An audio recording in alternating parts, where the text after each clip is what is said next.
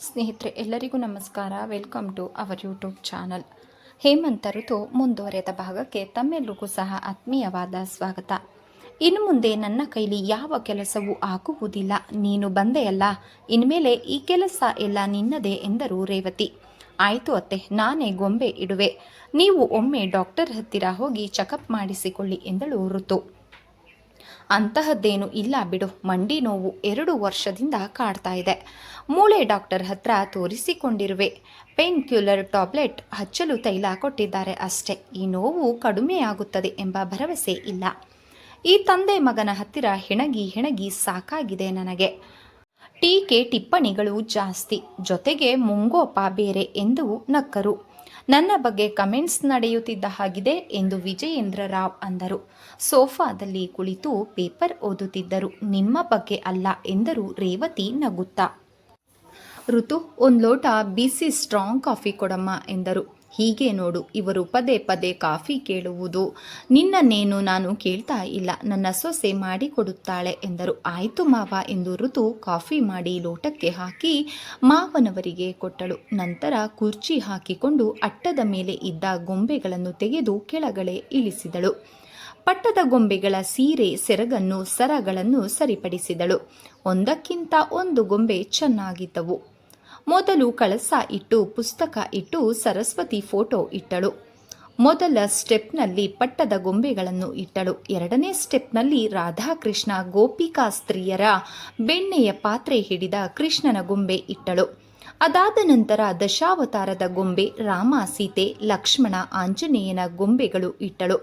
ನಂತರ ಜೋಕಾಲಿ ಆಡುವ ಹುಡುಗಿಯ ಗೊಂಬೆ, ತಲೆ ಅಲ್ಲಾಡಿಸುವ ಅಜ್ಜ ತಾತನ ಗೊಂಬೆ, ಡುಮ್ಮಾಡುಮ್ಮಿಯ ಗೊಂಬೆ, ಅಂಗಡಿ ಶೆಟ್ಟಿಯ ಗೊಂಬೆಯ ಮುಂದೆ ಚಿಕ್ಕ ಬಟ್ಟಲುಗಳಲ್ಲಿ ಉದ್ದಿನ ಬೇಳೆ, ಅಕ್ಕಿ, ರಾಗಿ, ಕಡಲೆಬೇಳೆ ಹಾಕಿ ಇಟ್ಟಳು. ಗೊಂಬೆಯ ಮುಂದೆ ಹಚ್ಚಲು ದೊಡ್ಡ ಹಿತ್ತಾಳೆಯ ದೀಪಗಳನ್ನು ಸಹ ಇಟ್ಟಳು. ಮಾರನೆಯ ದಿನ ಸರಸ್ವತಿ ಪೂಜೆ. ವಿಜಯೇಂದ್ರರಾವ್ ಬೇಗ ಎದ್ದು ಸ್ನಾನ ಸಂಧ್ಯಾವನೆ ಮುಗಿಸಿ ಸರಸ್ವತಿ ಪೂಜೆ, ದೇವರ ಪೂಜೆ ಮಾಡಿದರು. ಋತು ಸ್ನಾನ ಮಾಡಿ ಸೀರೆಯನ್ನು ಉಟ್ಟು ಮಾವನವರಿಗೆ ಪೂಜೆಗೆ ಸಹಾಯ ಮಾಡುತ್ತಿದ್ದಳು. ದೀಪ ಹಚ್ಚಿ ಹೂವಿನ ಅಲಂಕಾರ ಮಾಡಿ ಆರತಿ ಮಾಡಿದಳು. ಎಲ್ಲ ಮುಗಿದಾಗ ಸಮಯ 12 ಗಂಟೆ. ಅದುವರೆಗೆ ನೀರನ್ನು ಸಹ ಕುಡಿದಿರಲಿಲ್ಲ ಮಾವ ಸೊಸೆ. ಅತ್ತೆ, ಗೊಂಬೆಯ ಅಲಂಕಾರ ಹೇಗಿದೆ ಎಂದು ಕೇಳಿದಳು ಋತು. ತುಂಬ ಚೆನ್ನಾಗಿ ಇಟ್ಟಿರುವೆ, ಮೊದಲು ಮಾವ ಸೊಸೆ ತಿಂಡಿ ತಿನ್ನಿ, ರೇವತಿ ಹೇಳಿದರು. ಬೆಲ್ಲದ ದೋಸೆ ಮಾಡಿರುವೆಯಾ? ವಿಜಯೇಂದ್ರರಾವ್ ಕೇಳಿದರು. ಬೆಲ್ಲದ ದೋಸೆ, ಕಾಯಿ ಹೂರಣ, ಕಾಯಿ ಚಟ್ನಿ ಮಾಡಿ ಈಗ ಪ್ಲೇಟ್ಗೆ ಹಾಕಿ ಇಟ್ಟಿದ್ದೀನಿ. ನಂತರ ಮಾವ ಸೊಸೆ ತಿಂಡಿ ತಿಂದರು. ಲ್ಯಾಂಡ್ಲೈನ್ ಫೋನ್ ರಿಂಗ್ ಆಯಿತು. ಬಂದು ರಿಸೀವರ್ ಹಿಡಿದು ಕಿವಿಯ ಹತ್ತಿರ ಇಟ್ಟುಕೊಂಡು ಹಲೋ ಎಂದಳು. ಹಲೋ, ಹೇಮಂತಿದ್ದಾರಾ? ಹುಡುಗಿಯ ಧ್ವನಿ. ಅವರಿಲ್ಲ, ಬೆಂಗಳೂರಿಗೆ ಹೋಗಿದ್ದಾರೆ. ಯಾವಾಗ ಬರ್ತಾರೆ ಗೊತ್ತಿಲ್ಲ, ಇವತ್ತು ಸಾಯಂಕಾಲ ಬರಬಹುದು. ಮೊಬೈಲ್ಗೆ ಟ್ರೈ ಮಾಡಿ ಎಂದಳು. ನಾನು ಮೊಬೈಲ್ಗೆ ಟ್ರೈ ಮಾಡಿದೆ, ಆದರೆ ಸ್ವಿಚ್ ಆಫ್ ಬರುತ್ತಿದೆ ಎಂದಳು. ಎಲ್ಲ ಸರಿ, ನೀವ್ಯಾರು? 2 ಸಾರಿ ಕೇಳಿದಳು ಋತು. ಅತ್ತ ಕಡೆಯಿಂದ ಉತ್ತರವಿಲ್ಲ. ರಿಸೀವರ್ ಇಟ್ಟ ಶಬ್ದ. ಋತು ರಿಸೀವರ್ ಇಟ್ಟಳು. ಯಾರದ್ದು ಫೋನ್ ಋತು? ಹೇಮಂತನದ ಎಂದು ಸೌಭಾಗ್ಯ ಕೇಳಿದರು. ಯಾರು ಅಂತ ಹೇಳಲಿಲ್ಲ ಅತ್ತೆ. ಹೇಮಂತ್ ಆಗಲೇ ಬೆಳಗ್ಗೆ ಫೋನ್ ಮಾಡಿದ್ರು, ಇಂದು ಸಾಯಂಕಾಲ ಬರ್ತಾರಂತೆ ಅತ್ತೆ ಎಂದಳು. ಹೇಮಂತನಿಗೆ ಸ್ವಲ್ಪ ಹುಡುಗಿಯರ ಸಹವಾಸ ಇದೆ, ಈಗಲೇ ಕಂಟ್ರೋಲ್ನಲ್ಲಿ ಇಟ್ಕೋ. ಋತು ಕಿವಿಯ ಬಳಿ ಪಿಸುಗುಟ್ಟಿದರು ಸೌಭಾಗ್ಯ. ಸುಳ್ಳು, ಅವರೇನು ಅಂಥವರಲ್ಲ. ಅವರ ಕೊಲೀಗ್ನೆಲ್ಲ ಪರಿಚಯ ಮಾಡಿಸಿದ್ದಾರೆ. ಆಫೀಸ್ನಲ್ಲಿ ಅಂಥವರು ಯಾರೂ ಇಲ್ಲ ಎಂದು ಋತು ಮಾತಿಗೆ ವಿರಾಮ ಹಾಕಿದಳು. ಸಾಯಂಕಾಲ ಹೇಮಂತ ಬಂದ. ಕೈಕಾಲು ಮುಖ ತೊಳೆದು ತಿಂಡಿ ತಿಂದು ಕಾಫಿ ಕುಡಿದು ಗೊಂಬೆಗಳನ್ನು ನೋಡುತ್ತಾ ನಿಂತ. ಅಮ್ಮ, ನೀನಾ ಇಷ್ಟೊಂದು ಗೊಂಬೆ ಇಟ್ಟಿದ್ದು? ಮೊದಲೇ ಮಂಡಿ ನೋವು ಅಂತೀಯಾ ಎಂದ. ನಾನಲ್ಲಪ್ಪ, ಋತು ಇಟ್ಟಿದ್ದಾಳೆ ಎಂದರು ರೇವತಿ. ಋತು ಹಾಗೆ ಬಂದಳು. ಸೀರೆ ಒಂದನ್ನು ಮಡಚುತ್ತಿದ್ದಳು. ಹೇಗಿದೆ ಸ್ಟೆಪ್, ಚೆನ್ನಾಗಿದೆಯಾ ಎಂದು ಕೇಳಿದಳು ಋತು. ಅದಕ್ಕೆ ಕೇಳಿದೆ, ಏನೇ ಆಗಲಿ ನಮ್ಮಮ್ಮನ ತರಹ ಇಟ್ಟಿಲ್ಲ. ದಶಾವತಾರದ ಗೊಂಬೆ ಈ ಕಡೆ ಇಡಬೇಕಾಗಿತ್ತು, ರಾಮ ಸೀತೆ ಗೊಂಬೆ ಆ ಕಡೆ ಇಡಬೇಕಾಗಿತ್ತು ಎಂದ. ಇವರು ಮೆಚ್ಚುವ ವಸ್ತು ಇಲ್ಲಿಲ್ಲ ಜೋಕೆ ಎಂದು ಪದ್ಯ ಹೇಳಿದಳು. ಋತು, ಬೇಗ ರೆಡಿಯಾಗು, ಪಿಕ್ಚರ್ಗೆ ಹೋಗೋಣ ಎಂದ ಹೇಮಂತ. ಈಗ ಆಗಲೇ ಟೈಮ್ ಆಗುತ್ತಿದೆ, 2 ಟಿಕೆಟ್ ತಂದಿರುವೆ, ಬೈಕ್ನಲ್ಲಿ ಎಷ್ಟೊತ್ತೋಗೋದು? 10 ಮಿನಿಟ್ಸ್ ಸಾಕು ಎಂದನು. ಸೌಭಾಗ್ಯ ಬಂದರು. ಹೊರಡುತ್ತಿದ್ದ ಋತುವನ್ನೇ ನೋಡಿದರು. ಎಲ್ಲಿಗೋ ಜಂಬೂ ಸವಾರಿ ಹೊರಟ ಹಾಗಿದೆ ಎಂದರು. ಚಿಕ್ಕಮ್ಮ, ನಾನು ಋತು ಪಿಕ್ಚರ್ಗೆ ಹೋಗಿ ಬರ್ತೇವೆ ಎಂದ ಹೇಮಂತ. ಅಲ್ವೋ, ಈಗ ತಾನೇ ಬೆಂಗಳೂರಿನಿಂದ ಬಂದಿರುವೆ, ಆಗ್ಲೇ ಪಿಕ್ಚರ್ಗೆ ಹೊರಟಿರುವೆ, ನಮ್ಮನ್ನು ಕರೆದ್ರೆ ನಾವು ಬರ್ತಿರ್ಲಿಲ್ವಾ ಎಂದರು. ಚಿಕ್ಕಮ್ಮ, ಟಿಕೆಟ್ ಯಾರೋ ತಂದು ಕೊಟ್ರು, ಅದಕ್ಕೆ ಹೋಗೋಣ ಅಂತ. 2 ಟಿಕೆಟ್ ಇರೋದು, ನಾಳೆ ನೀವೆಲ್ಲ ಹೋಗಿ ಎಂದ. ನಾನಂತೂ ಹೋಗ್ಲಿ, ನಿಮ್ಮ ತಾಯಿನಾದರೂ ಕರೆದುಕೊಂಡು ಹೋಗು ಎಂದು ಹೇಳಿದರು. ಅಯ್ಯೋ, ಅದು ಇಂಗ್ಲಿಷ್ ಪಿಕ್ಚರ್ ಚಿಕ್ಕಮ್ಮ, ಯಾಕೆ ಕನ್ನಡ ಪಿಕ್ಚರ್ ಆದರೆ ನಾವೆಲ್ಲ ಬರ್ತೇವೆ ಅಂತಾನಾ? ಏನಮ್ಮ ಋತು, ನೀನು ಹೇಳ್ಕೊಟ್ಟೆಯಾ? ಹೇಮಂತ ಮೊದಲು ಹೀಗಿರಲಿಲ್ಲ ಎಂದರು. ಅತ್ತೆ, ನಾನೆಂದೂ ಏನು ಇವರಿಗೆ ಹೇಳುವುದಿಲ್ಲ, ಎಲ್ಲ ಡಿಸಿಷನ್ ಇವರದ್ದೇ, ಬೇಕಾದ್ರೆ ಕೇಳಿ ಎಂದಳು ಋತು. ಸಾಕು ಮಾಡೋ ಡ್ರಾಮಾನ. ಚಿಕ್ಕಮ್ಮ, ಋತು ಏನೂ ಹೇಳಲಿಲ್ಲ. ನಾವಿಬ್ಬರೇ ಹೋಗೋಣ ಅಂತ ಡಿಸೈಡ್ ಮಾಡಿದ್ದು ನಾನೇ, ಅವಳನ್ನು ಏನು ಅನ್ನಬೇಡಿ. ಮೊದಲ ಬಾರಿಗೆ ಹೇಮಂತ ಚಿಕ್ಕಮ್ಮನಿಗೆ ಎದುರು ವಾದಿಸಿದ್ದ. ನೋಡ್ದ ಅಕ್ಕ ನಿನ್ನ ಮಗನ? ಹೇಮಂತ ದೊಡ್ಡವರಿಗೆ ಮರ್ಯಾದೆ ಇರಲಿ, ಮರ್ಯಾದೆ ಹೋಗೋ ಅಂಥ ಕೆಲಸ ನಾನೇನೂ ಮಾಡಲಿಲ್ಲ, ಇಷ್ಟಕ್ಕೂ ಜಗಳ ಸ್ಟಾರ್ಟ್ ಮಾಡಿದ್ದು ಅವರೇ ಎಂದನು. ಹೊರಗಡೆ ಹೋಗಿದ್ದ ವಿಜಯೇಂದ್ರರಾವ್ ಬಂದರು. ವಿಷಯ ತಿಳಿದ ಅವರು, ಯಾಕೆ ಸಣ್ಣ ಸಣ್ಣ ವಿಷಯಕ್ಕೆ ಮನಸ್ತಾಪ ಮಾಡ್ಕೊಳ್ತೀರಿ?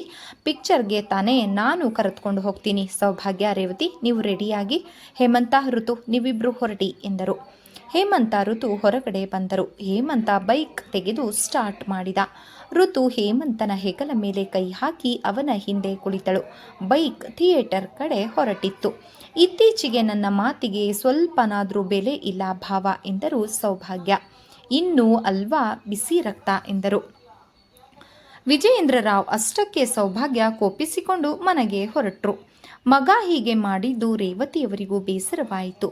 ಮೊದಲೆಲ್ಲ ತನ್ನನ್ನು ಬಿಟ್ಟು ಒಂದು ಪಿಕ್ಚರ್ ನೋಡುತ್ತಿರಲಿಲ್ಲ. 2 ದಿನ ಮುಂಚಿತವಾಗಿ ಹೇಳುತ್ತಿದ್ದ. ವಾಕಿಂಗ್, ಶಾಪಿಂಗ್ ಅಂತ ಎಲ್ಲಿಗೆ ಹೋದರೂ ನಾನೇ ಹೋಗಬೇಕಾಗಿತ್ತು. ಆದರೆ ಇತ್ತೀಚೆಗೆ ಒಂದು ಬಾಯಿ ಮಾತಿಗೂ ಸಹ ನನ್ನನ್ನು ಕರೆಯೋದಿಲ್ಲ ಎನಿಸಿತು ಅವರಿಗೆ. ರಾತ್ರಿ ಮಲಗಿದಾಗ ಗಂಡನ ಹತ್ತಿರ ಈ ವಿಷಯವನ್ನು ಪ್ರಸ್ತಾಪ ಮಾಡಿದರು. ತಮ್ಮ ಮನಸ್ಸಿನ ಅಳಲನ್ನು ತೋಡಿಕೊಂಡರು. ರೇವತಿ, ಪ್ರಪಂಚವೇ ಹೀಗೆ. ಹೆಂಡತಿ ಬರುವವರೆಗೆ ತಾಯಿಯ ಆಶ್ರಯ ಬೇಕು ಅಷ್ಟೇ. ಇದೆಲ್ಲ ನ್ಯಾಚುರಲ್, ಕಾಮನ್. ಇಷ್ಟಕ್ಕೆಲ್ಲ ನೀನು ಬೇಸರ ಪಟ್ಟಿಕೊಳ್ಳಬೇಡ. ನೀನು ಅತ್ತೆಯ ಹತ್ತಿರ ಸಂಸಾರ ಮಾಡಲಿಲ್ಲ, ಏಕೆಂದರೆ ನನಗೆ ಚಿಕ್ಕ ವಯಸ್ಸಿಗೆ ತಾಯಿ ತೀರಿಕೊಂಡಿದ್ದರು. ಒಂದು ವೇಳೆ ಅವರು ಬದುಕಿದ್ದರೆ ಊಹಿಸಿಕೋ, ನಾನೂ ಸಹ ನಿನ್ನ ಮಾತನ್ನೇ ಕೇಳುತ್ತಿದ್ದೆ.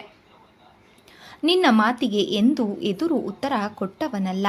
ಸೀರೆ, ಒಡವೆ, ಬೆಳ್ಳಿ ಯಾವುದಕ್ಕೂ ನಿನಗೆ ಕಮ್ಮಿ ಮಾಡಲಿಲ್ಲ.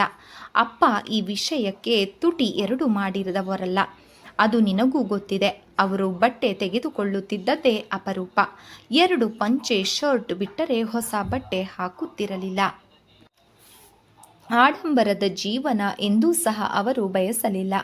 ಮಗ, ಸೊಸೆ, ಮೊಮ್ಮಗ ಚೆನ್ನಾಗಿರಲಿ ಎಂದು ಬಯಸಿದ್ದರು. ಸೌಭಾಗ್ಯ ಸಿಡುಕು, ಹೊಂದಿಕೊಳ್ಳುವ ಸ್ವಭಾವ ಅವಳದ್ದಲ್ಲ. ಅವಳ ಮಾತಿನ ಕಡೆ ನೀನು ಗಮನ ಕೊಡಬೇಡ. ಮಗ, ಸೊಸೆಯನ್ನು ಅವರೇ ದೂರ ಮಾಡಿಕೊಂಡಿದ್ದಾರೆ.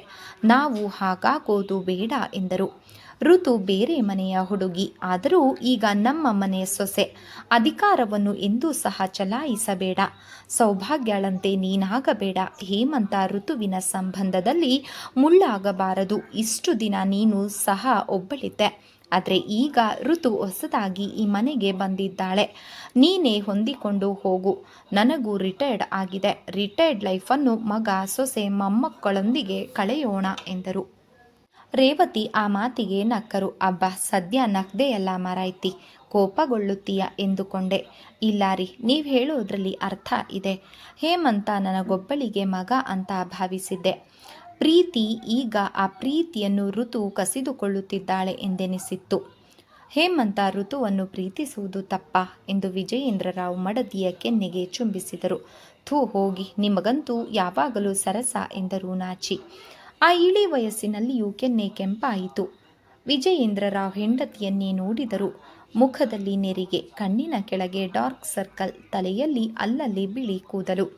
ರೇವತಿ, ನನ್ನ ಪ್ರೀತಿ ಈಗಲೂ 1 ಇಂಚು ಕಡಿಮೆಯಾಗಿಲ್ಲ.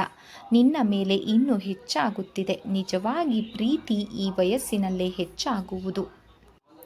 ಈಗ ಹೇಮಂತನು ಕೇಳಬಹುದು, ಅಪ್ಪ, ನಿಮ್ಮ ಪ್ರೀತಿ ನನಗೆ ಮಾತ್ರ ಇರಲಿ ಎಂದು. ಆದರೆ ಅವನು ಬೇಕು, ನೀನು ಬೇಕು ಎಂದು ಮೃದುವಾಗಿ ಕೆನ್ನೆ ತಟ್ಟಿದರು. ಗಂಡನ ಹಿತವಾದ ಸ್ಪರ್ಶಕ್ಕೆ ಆಕೆಗೆ ನಿದ್ರೆ ಆವರಿಸಿತು. ಆದರೆ ವಿಜಯೇಂದ್ರ ರಾವ್ರವರಿಗೆ ನಿದ್ರೆ ಬರಲಿಲ್ಲ. ಎದ್ದು ಕಿಟಕಿ ತೆಗೆದು ಹೊರಗಡೆ ನೋಡಿದರು. ತುಂಬ ಹೊತ್ತು ನಿಂತರು. ಕಾಲಿಂಗ್ ಬೆಲ್ ರಿಂಗ್ ಆಯಿತು. ಗಡಿಯಾರದ ಕಡೆ ನೋಡಿದರೂ ಸಮಯ 12 ಗಂಟೆ ಆಗುತ್ತಿತ್ತು. ಬಾಗಿಲು ತೆಗೆದರು. ಹೇಮಂತ ಋತು ಒಳಗಡೆ ಬಂದರು. ಪುನಃ ಬಾಗಿಲು ಹಾಕಿದರು. ಅಮ್ಮ ಎಲ್ಲಿ, ಮಲಗ್ಬಿಟ್ರಾ ಎಂದ ಹೇಮಂತ. ವಿಜಯೇಂದ್ರ ರಾವ್ ಹೇಮಂತನನ್ನೇ ನೋಡಿದರು. ತಾಯಿಯನ್ನು ಅಕ್ಕರೆಯಿಂದ ವಿಚಾರಿಸಿದ. ಆದರೆ ಅವಳು ಅಪಾರ್ಥ ಭಾವಿಸುತ್ತಿರುವಳು. ಅಪ್ಪ ಅಮ್ಮ ಹುಷಾರಾಗಿದ್ದಾರಾ? ಅದೇನು ನೀವೇ ಬಾಗಿಲು ತೆರೆದಿದ್ದು? ಯಾವಾಗಲೂ ಅಮ್ಮ ತೆಗೆಯುತ್ತಿದ್ದಳು ಎಂದನು. ಹುಷಾರಾಗಿದ್ದಾಳೆ. ಹಾಗೆ ಏನೋ ಮಾತನಾಡುತ್ತಿದ್ದೆವು, ಮಲಗಿಬಿಟ್ಟಳು. ಊಟಕ್ಕೆ ಬಡಿಸ್ಬೇಕಾ ಎಂದರು. ಬೇಡಪ್ಪ, ಅಮ್ಮನಿಗೆ ತೊಂದರೆ ಬೇಡ. ನಾವು ಹೋಟೆಲ್ನಲ್ಲಿ ಊಟ ಮುಗಿಸಿ ಬಂದೆವು. ಅಮ್ಮನಿಗೆ ಜಾಂಗೀರ್ ಅಂದರೆ ಇಷ್ಟ ಅಂತ ಪ್ಯಾಕ್ ಮಾಡಿಸ್ಕೊಂಡು ತಂದೆ. ಫ್ರಿಡ್ಜ್ನಲ್ಲಿ ಇಡ್ತೀನಿ ಬಿಡು, ಬೆಳಗ್ಗೆ ಎದ್ದಾಗ ನಾನೇ ತಂದು ಕೊಡ್ತೀನಿ ಎಂದು ಫ್ರಿಡ್ಜ್ನ ಬಾಗಿಲು ತೆಗೆದು ಇಟ್ಟ. ನಂತರ ಹೇಮಂತ ಋತು ರೂಮ್ಗೆ ಹೋಗಿ ಮಲಗಿದರು. ವಿಜಯೇಂದ್ರ ರಾವ್ ಹೋಗಿ ಮಲಗಿದ್ದರು. ಈಗ ನಿದ್ರೆ ಆವರಿಸಿತು. ಮಾರನೆಯ ದಿನ ಮಹಾನವಮಿ, ಆಯುಧ ಪೂಜೆ. ಹೇಮಂತ ಬಕೆಟ್ನಲ್ಲಿ ನೀರು ತೆಗೆದುಕೊಂಡು ತನ್ನ ಬೈಕನ್ನು ತೊಳೆದ. ಅರಿಶಿಣ ಕುಂಕುಮ ಹಚ್ಚಿದ. ಹೂವಿನ ಹಾರ ಹಾಕಿ ಪೂಜೆ ಮಾಡಿದ. ಋತು ಹೊರಗಡೆ ಬಂದಳು. ಬೈಕನ್ನು ಚೆನ್ನಾಗಿ ಹೊಳೆಯುವಂತೆ ತೊಳೆದಿದ್ದೀರಾ? ಅಲಂಕಾರ ಜೋರಾಗಿದೆ ಎಂದಳು. ಬೈಕ್ ಅಂದರೆ ಪ್ರಾಣ, ಬಾ ಒಂದು ರೌಂಡು ಹೋಗಿ ಬರೋಣ ಎಂದ ಹೇಮಂತ. ಇಲ್ಲಪ್ಪ, ಈಗ ಸಾಧ್ಯವಿಲ್ಲ. ಅತ್ತೆ ಹೋಳಿಗೆ ಮಾಡಲು ಬೇಳೆ ಬೆಲ್ಲ ಬೇಯಿಸಿ ಇಟ್ಟಿದ್ದಾರೆ. ಈಗ ಬರ್ತೀಯೋ ಇಲ್ವೋ? ಬೇಗ ಬರಬೇಕು. ಎಲ್ಲಿಗೆ ಅಂತ ಹೇಳಲಿಲ್ಲ. ಎಲ್ಲಿಗೆ ಅಂತ ನನಗೆ ಗೊತ್ತಿದ್ರೆ ತಾನೇ ನಿನಗೆ ಹೇಳೋಕ್ಕಾಗೋದು. ಈಗ ಹೋಗಬೇಡಿ ಹೇಮಂತ, ನಿಮ್ಮ ಅಮ್ಮ ಬೇಳೆ ಬೇಯಿಸಿ ಇಟ್ಟಿದ್ದಾರೆ, ಹೋಳಿಗೆ ಮಾಡಬೇಕು. ಒಬ್ಬರಿಗೆ ಕಷ್ಟ ಆಗುತ್ತದೆ ಎಂದರು ಸೌಭಾಗ್ಯ. ಕಾಂಪೌಂಡಿನ ಗೋಡೆಯ ಹತ್ತಿರ ನಿಂತು ಗಿಡಗಳಿಗೆ ನೀರು ಹಾಕುತ್ತಿದ್ದರು. ಬೇಗ ಬರುತ್ತೇವೆ ಚಿಕ್ಕಮ್ಮ ಎಂದು ಬೈಕ್ ಸ್ಟಾರ್ಟ್ ಮಾಡಿದ. ಋತು ಕುಳಿತುಕೊಂಡಳು. ಬೈಕ್ ಮುಂದೆ ಹೋಯಿತು. ಅಕ್ಕ ಅಕ್ಕ, ನಿನ್ನ ಮಗ ಸೊಸೆ ಬೆಳಿಗ್ಗೆನೆ ಎಲ್ಲಿಗೋ ಹೋದರು, ಬೇಡ ಅಂದರೂ ಕೇಳಲಿಲ್ಲ ಎಂದು ಒಳಗಡೆ ಬಂದು ರೇವತಿಗೆ ಹೇಳಿದಳು ಸೌಭಾಗ್ಯ. ಅಯ್ಯೋ ಅಷ್ಟೇ ತಾನೇ, ಬೇಗ ಬರ್ತಾರೆ, ಇಲ್ಲೇ ಎಲ್ಲೋ ಹೋಗಿದ್ದಾರೆ ಎಂದರು ವಿಜಯೇಂದ್ರ ರಾವ್. ನೀವು ಸುಮ್ಮನಿರಿ ಭಾವ, ಋತುವನ್ನು ಮೆರೆಸುತ್ತಿದ್ದಾನೆ ಈ ಹೇಮಂತ. ಅಕ್ಕ ಒಬ್ಳೆ ಕಷ್ಟಪಡ್ತಾಳೆ ಅನ್ನೋ ಜ್ಞಾನ ಬೇಡವಾ ಅವ್ರಿಗೆ? ಮೊದಲೇ ಮಂಡಿ ನೋವು ಅಕ್ಕನಿಗೆ. ಅಕ್ಕ, ನಾನು ಅಡುಗೆಗೆ ಸಹಾಯ ಮಾಡಲಾ?